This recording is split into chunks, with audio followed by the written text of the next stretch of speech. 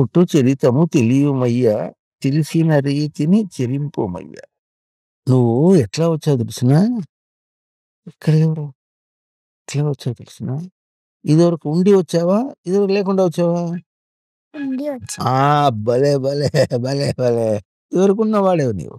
కనుక లేమి నుండి ఉనికికి కాదు, లేకుండా వచ్చినవాడు కాదు, ఉండి వచ్చావు. అయితే ఎందుకు వచ్చావు? ఉనికి సంస్కారం వృద్ధి పొందు. నేను ఉన్నా నా కిరణములే ప్రవర్తిస్తాయి బయటికి అని దాన్ని బాగా అభ్యాసం చేసి అలవాటు చేసుకుని ఎదగాలి. ఆ ఎదగడం కోసం వచ్చావు నువ్వు. అవుతుందా? అది లెక్క. లేమి నుండి ఉనికికి కాదు, ఉనికి సంస్కారము వృద్ధి పొందు. ఉనికి అనేది సంస్కారం. నీకు ఉండి అలవాటు చేసుకుంటూ ఉంటే ఎదుగుతాను. ఇది సంస్కారం. ఉండి తెలుసుకోవాలి. నేనున్నా, నేను ఎదుగుతా. నా చైతన్యం ఉంది, నేను ఎదుగుతా అని గుర్తించుకుంటూ చేయాలి. గుర్తించకుండా చెబితే ఎట్లుంటుంది తెలుసా నీకు? నీకు పాఠం చెప్పారనుకో, పాఠం చెప్పమంటే మరి మీ నాన్నగారు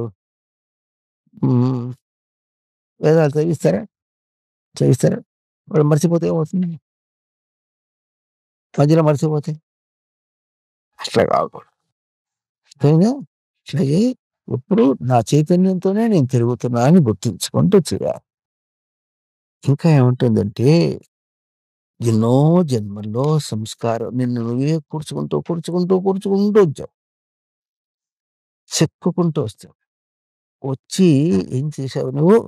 ఎన్నో జన్మలు కూర్చుకుంటూ వచ్చి ఇప్పుడు అంత కూర్చి ఒక్కటిగా వచ్చావు. ఎక్కడ దాచిపెట్టి వచ్చావా? మొత్తం నీ దగ్గర జన్మముల సంస్కారము నుండి సరసముగా చేరిన చరితం. సరసం అంటే అంత నీ దగ్గరే మింగేశావు, నీ దగ్గరే ఉండిపోయింది.